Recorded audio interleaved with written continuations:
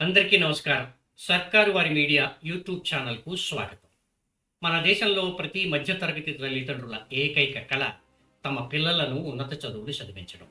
బాగా చదువుకుంటే పెద్ద ఉద్యోగం వస్తుందని, జీవితం స్థిరపడుతుందని కోట్లాది మంది నమ్మే ఒక నిఖార్సైన నిజం ఇది. కానీ ఈ ఆధునిక భారతదేశంలో ఆ నమ్మకం ఇవాళ కేవలం ఒక భ్రమగానే మిగిలిపోతోంది. ఉన్నత చదువులు చదివితే పెద్ద ఉద్యోగాలు దొరుకుతాయనేది కేవలం ఒక కల మాత్రమే అనే చేదు నిజాన్ని మన దేశంలో ప్రస్తుతం నెలకొని ఉన్న పరిస్థితులు సాక్షాత్కరింపజేస్తున్నాయి. అవును, పెద్ద చదువులు చదువుకున్న వారికి ఈ దేశంలో ఉద్యోగం ఇవాళ ఒక తీరని కలగా మిగిలిపోతోంది. ఇది నేను చెబుతున్న మాట కాదు. అజీం ప్రేమ్జీ విశ్వవిద్యాలయానికి చెందిన సెంటర్ ఫర్ సస్టైనబుల్ ఎంప్లాయ్మెంట్ మన దేశంలోని శ్రామిక శక్తిపై జరిపిన సమగ్ర పరిశోధనలో ఈ దిగ్భ్రాంతికరమైన వాస్తవాలు వెల్లడయ్యాయి. ఈ నివేదిక ప్రకారం భారతదేశంలో చదువు పెరిగే కొద్దీ నిరుద్యోగిత రేటు కూడా పెరుగుతోంది. మరీ ముఖ్యంగా 25 సంవత్సరాల కంటే తక్కువ వయసు ఉండి చేతిలో డిగ్రీ లేదా పోస్ట్ గ్రాడ్యుయేషన్ డిగ్రీ ఉన్న యువతలో నిరుద్యోగిత రేటు అక్షరాల 40% చేరుకుంది. దేశంలోని ప్రతి 10 మంది ఉన్నత విద్యావంతుల్లో నలుగురు ఇవాళ పూర్తిగా ఖాళీగా రోడ్లపై తిరుగుతున్నారు. దీనికి పూర్తి విరుద్ధంగా అసలు చదువుకొని వారిలో లేదా ప్రాథమిక విద్య మాత్రమే ఉన్నవారిలో నిరుద్యోగిత రేటు కేవలం 2 నుండి 5% లోపే ఉంది.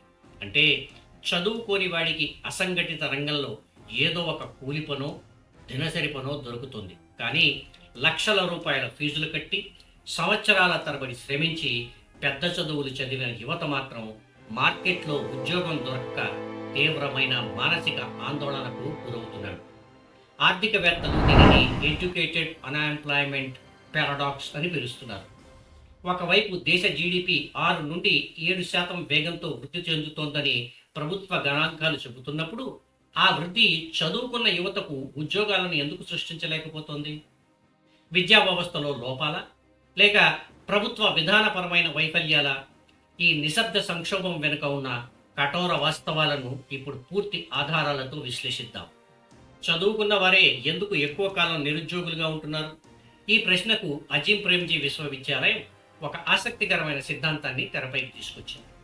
దాని పేరే లగ్జరీ అన్ఎంప్లాయ్మెంట్, అంటే సౌకర్యవంతమైన నిరుద్యోగిత. భారతదేశంలో ఎక్కువ కాలం పాటు ఉపాధి లేకుండా నిరుద్యోగిగా కొనసాగడం అనేది ఒక సౌకర్యం.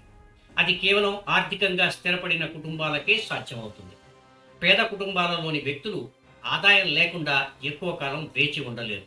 అందుకే వారు జీవనాధారం కోసం వేతనం తక్కువైనా తమ అర్హతకు తగని అనధికారిక పనుల్లోనైనా చేరిపోతున్నారు. కానీ మధ్యతరగతి, ఎగువ మధ్యతరగతి కుటుంబాల నుండి వచ్చే ఉన్నత విద్యావంతులు తమ సామాజిక స్థితికి, తమ చదువుకు తగిన వైట్ కాలర్ ఉద్యోగాల కోసం మాత్రమే ప్రయత్నిస్తారని ఆ నివేదిక స్పష్టం చేస్తోంది. తమ ఆశయాలకు తగ్గ ఉద్యోగం వచ్చేవారు వారు నిరుద్యోగులుగానే ఉండిపోవడానికి సిద్ధపడుతున్నారు. వారి కుటుంబాలు కూడా వీరికి 2 నుండి 4 ఏళ్ల పాటు ఆర్థిక మద్దతును అందించగలుగుతున్నాయి. అయితే ఇక్కడే అసలు సమస్య మొదలవుతుంది. యువత ఆశిస్తున్న ఉద్యోగాలకు, వారి వద్ద ఉన్న నైపుణ్యాలకు ఎక్కడా పొంతన కుదరడం లేదు. దీనినే స్కిల్ మిస్ మ్యాచ్ అని పిలుస్తారు. మన దేశంలోని డిగ్రీ కాలేజీలు, ఇంజనీరింగ్ కళాశాలలు ఏటా లక్షలాది మంది పట్టభద్రులను బయటకు పంపుతున్నాయి.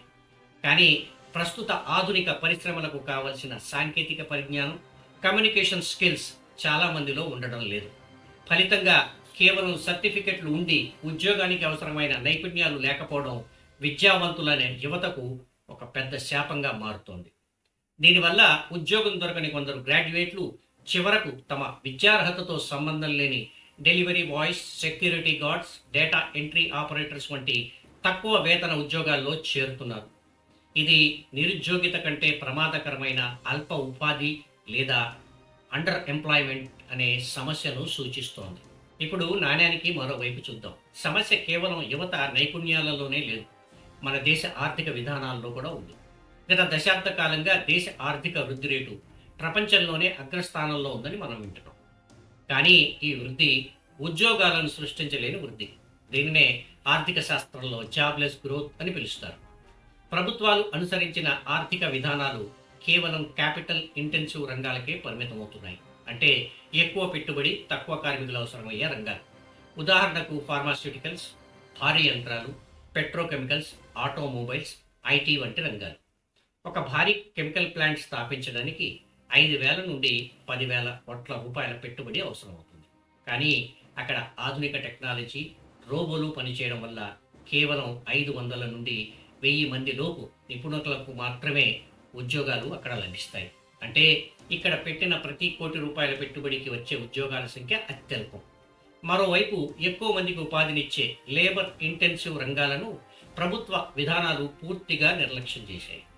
వస్త్ర పరిశ్రమ, తోలు పరిశ్రమ, హస్తకళలు, ఫుడ్ ప్రాసెసింగ్ వంటి రంగాలు తక్కువ పెట్టుబడితోనే వేలాది మంది సామాన్య విద్యావంతులను తక్షణం ఉపాధి కల్పించగలవు.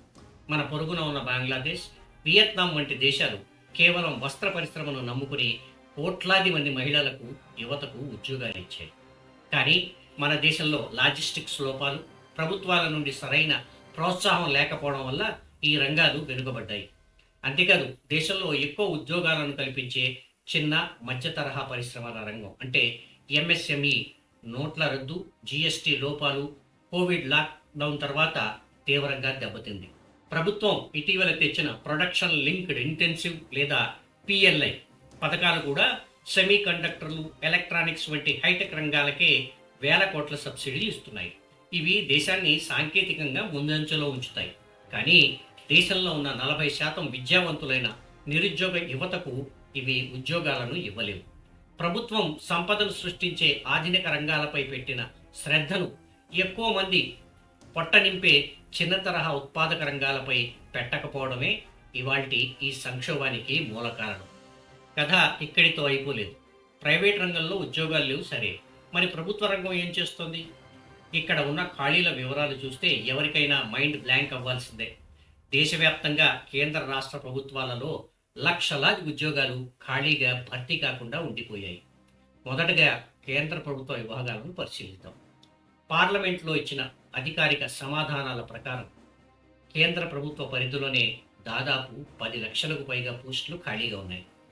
దేశంలో అతిపెద్ద ఉపాధి కల్పనా సంస్థ అయిన భారతీయ రైల్వేస్లో సుమారు 2.5 లక్షల నుండి 3 లక్షల పోస్టులు ఖాళీగా ఉన్నాయి. ఇందులో రైళ్ల భద్రతకు సంబంధించిన లోకో పైలట్లు, ట్రాక్మెన్, సిగ్నలింగ్ సిబ్బంది పోస్టులు కూడా ఉన్నాయి. రక్షణ శాఖ పరిధిలోని సివిలియన్ విభాగాలలో దాదాపు 2.5 లక్షల ఉద్యోగాలు భర్తీకి నోచుకోలేదు. సిఆర్పిఎఫ్, బిఎస్ఎఫ్, సిఐఎస్ఎఫ్ వంటి పారామిలిటరీ బలగాల్లో దాదాపు 1 లక్ష వరకు కానిస్టేబుల్ పోస్టులు ఖాళీగా ఉన్నాయి. ఇక రాష్ట్ర ప్రభుత్వాల పరిధిలోకి వస్తే పరిస్థితి మరింత భయంకరంగా ఉంది. దేశవ్యాప్తంగా అన్ని రాష్ట్రాలను కలుపుకుంటే సుమారు 30 నుండి 40 లక్షల పోస్టులు ఖాళీగా ఉన్నట్టు అంచనా. ముఖ్యంగా సమాజానికి అత్యంత అవసరమైన విద్యారంగంలో 10 లక్షలకు పైగా ఉపాధ్యాయ, ప్రొఫెసర్ పోస్టులు ఖాళీగా పడున్నాయి. ప్రభుత్వ ఆసుపత్రుల్లో డాక్టర్లు, నర్సులు, పారామెడికల్ సిబ్బందికి సంబంధించి దాదాపు 6 లక్షల పోస్టులు ఇంతవరకు భర్తీ కాలేదు. శాంతి భద్రతలను పర్యవేక్షించే పోలీసు విభాగాల్లో దేశవ్యాప్తంగా 5 లక్షలకు పైగా పోస్టులు ఖాళీగా పడి ఉన్నాయట. న్యాయ వ్యవస్థలో కూడా జడ్జీల పోస్టులతో పాటు సపోర్టింగ్ స్టాఫ్ పోస్టులు దాదాపు 5,000కు పైగానే ఖాళీగా పడి ఉన్నాయి. ఈ ఖాళీలను భర్తీ చేయడానికి ప్రభుత్వాల వద్ద స్పష్టమైన నివేదికలు ఉన్నాయి. కానీ ఖాళీలను భర్తీ చేస్తే ప్రభుత్వాలపై జీతాలు, పెన్షన్ రూపంలో భారీగా శాశ్వత ఆర్థిక భారం పడుతుంది. బడ్జెట్ లోటును తగ్గించుకోవడానికి చాలా ప్రభుత్వాలు కొత్త నియామకాలను ఏదో ఒక వంకతో వాయిదా వేస్తూ వస్తున్నాయి. మరోవైపు నోటిఫికేషన్లు విడుదల చేసినప్పటికీ పేపర్ లీకేజీలు, రిజర్వేషన్ల వివాదాలు, అభ్యర్థులు కోర్టులకు వెళ్లడం వల్ల రిక్రూట్మెంట్ ప్రక్రియ ఏళ్ల తరబడి నిలిచిపోతోంది. ఒకవైపు 40% మంది చదువుకున్న యువత ఉద్యోగాలు లేక రోడ్లపై ఉంటే, మరోవైపు ప్రభుత్వ యంత్రాంగంలో పనులు చేయడానికి సిబ్బంది లేక ప్రజలు ఇబ్బంది పడుతున్నారు. మన 2 తెలుగు రాష్ట్రాలైన ఆంధ్రప్రదేశ్, తెలంగాణలోని గ్రౌండ్ రియాలిటీని పరిశీలిద్దాం. ఇక్కడ నిరుద్యోగ యువత పరిస్థితి దేశవ్యాప్త పరిస్థితికి ఏమాత్రం భిన్నంగా లేదు. మొదటగా తెలంగాణ రాష్ట్రాన్ని చూద్దాం. తెలంగాణ ఏర్పడిన తర్వాత ఉద్యోగాల భర్తీపై పెద్ద ఎత్తున కసరత్తు జరిగినప్పటికీ వివిధ శాఖల్లో ఇంకా పెద్ద సంఖ్యలోనే ఖాళీలు ఉన్నాయి. రాష్ట్ర వ్యాప్తంగా వివిధ ప్రభుత్వ శాఖలలో దాదాపు 60 నుండి 70 వేల వరకు పోస్టులు ఇంకా భర్తీ కావాల్సి ఉందని అంచనా. ప్రభుత్వ పాఠశాలలు, గురుకులాలు, కాలేజీలలో ఉపాధ్యాయ, లెక్చరర్ పోస్టులు దాదాపు 15,000 నుండి 20,000 వరకు ఖాళీగానే ఉన్నాయి. పోలీస్ శాఖలో కానిస్టేబుల్, సబ్ ఇన్స్పెక్టర్ విభాగాల్లో సుమారు 8,000కు పైగా పోస్టులు భర్తీ కావాల్సి ఉంది. వైద్య ఆరోగ్య శాఖలో దాదాపు 5,000 మందికి పైగా, రెవెన్యూ పంచాయతీరాజ్ శాఖల్లో దాదాపు 10,000 వరకు ఖాళీలు ఉన్నాయి. గ్రూప్ 1, గ్రూప్ 2, గ్రూప్ 3 మరియు గ్రూప్ 4 కేటగిరీల కింద వేలాది పోస్టుల భర్తీల ప్రక్రియలు వేరువేరు దశల్లో కోర్టు కేసుల క్లియరెన్స్, సర్టిఫికేట్ వెరిఫికేషన్ల దగ్గర నిలిచిపోయాయి. ఇక ఆంధ్రప్రదేశ్ విషయానికి వస్తే ఇక్కడ నిరుద్యోగ యువత సుదీర్ఘకాలంగా పెద్ద ఎత్తున ఉద్యోగ నోటిఫికేషన్ల కోసం ఎదురు చూస్తున్నారు. ఆంధ్రప్రదేశ్లో అన్ని శాఖలను కలుపుకుంటే సుమారు 1.5 లక్షల నుండి 1.8 లక్షల వరకు మంజూరైన పోస్టులు ఖాళీగా ఉన్నట్టు వివిధ నివేదికలు పేర్కొంటున్నాయి. ముఖ్యంగా విద్యాశాఖలో ఉపాధ్యాయ పోస్టుల కొరత తీవ్రంగా ఉంది. ఎస్జిటి, స్కూల్ అసిస్టెంట్ల పోస్టులు కలిపి సుమారు 15,000 నుండి 20,000 వరకు ఖాళీలు ఉన్నాయి. మెగా డిఎస్సి నిర్వహణపై నిరుద్యోగులు పెద్ద ఎత్తున ఆశలు పెట్టుకున్నారు. పోలీస్ శాఖలో కానిస్టేబుల్, ఎస్ఐ పోస్టుల కొరత సుమారు 6,500 నుండి 11,000 వరకు ఉంది.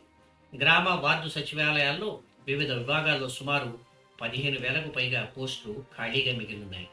ఏపీఎస్సి గ్రూప్ 1, గ్రూప్ 2 కింద దాదాపు 1000 నుండి 1,500 వరకు కీలక పోస్టులు ఖాళీగా ఉన్నాయి. 2 తెలుగు రాష్ట్రాలలోనూ ప్రశ్నాపత్రాల లీకేజీలు, సాంకేతిక లోపాల వల్ల పరీక్షలు రద్దయి తిరిగి నిర్వహించాల్సి రావడం వల్ల అభ్యర్థుల విలువైన సమయం, వయసు వృధా అవుతున్నాయి. ఖర్చులు తగ్గించుకోవడానికి 2 ప్రభుత్వాలు కూడా శాశ్వత ప్రాతిపదికన భర్తీ చేయకుండా అవుట్సోర్సింగ్ లేదా కాంట్రాక్ట్ పద్ధతికి మొగ్గు చూపుతున్నాయి.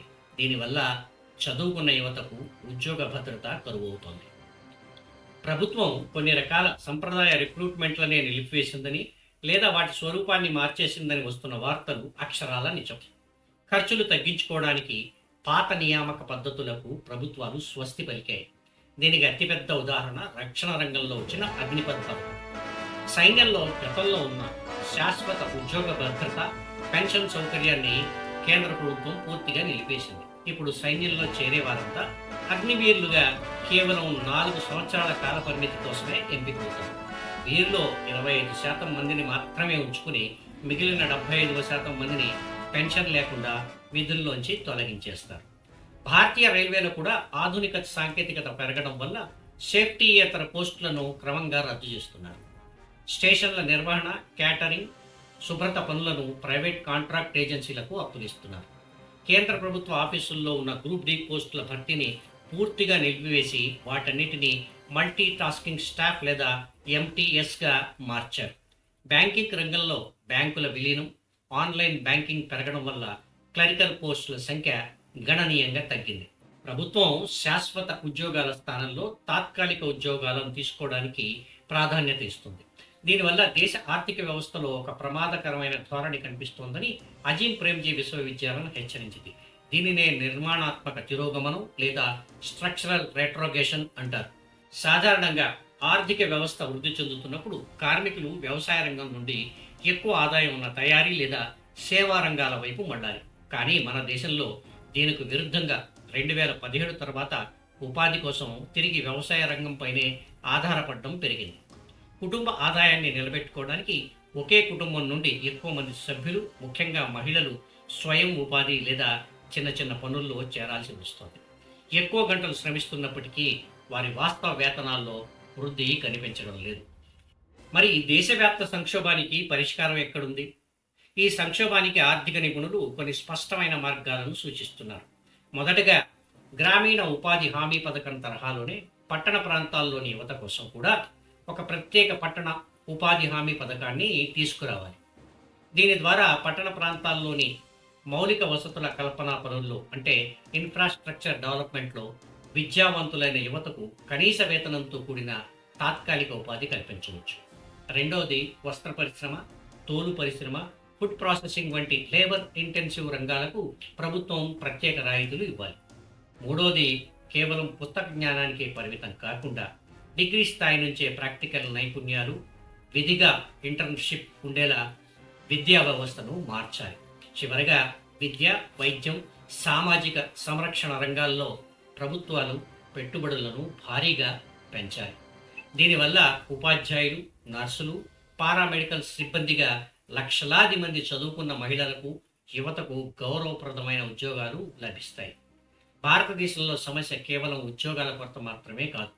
చదువుకున్న యువత ఆశించే నాణ్యమైన, సురక్షితమైన ఉద్యోగాల కొరత. ప్రభుత్వాలు ఇప్పటికైనా కేవలం సంపదను సృష్టించే రంగాలపైనే కాకుండా ఉద్యోగాలను సృష్టించే రంగాలపై కూడా దృష్టి పెట్టినప్పుడు మాత్రమే ఈ 40% నిరుద్యోగిత సంక్షోభాన్ని తగ్గించడం సాధ్యమవుతుంది.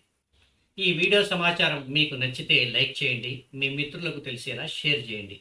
ఇలాంటి లోతైన విశ్లేషణ కోసం మా ఛానల్ను సబ్స్క్రైబ్ చేయడం మర్చిపోకండి. నో నాయిస్, ఓన్లీ వాయిస్ కోసం చూస్తూనే ఉండండి మీ సర్కారు వారి మీడియా. త్వరలోనే మరో టాపిక్తో కలుద్దాం. అంతవరకు అందరికీ ధన్యవాదాలు. జై హింద్.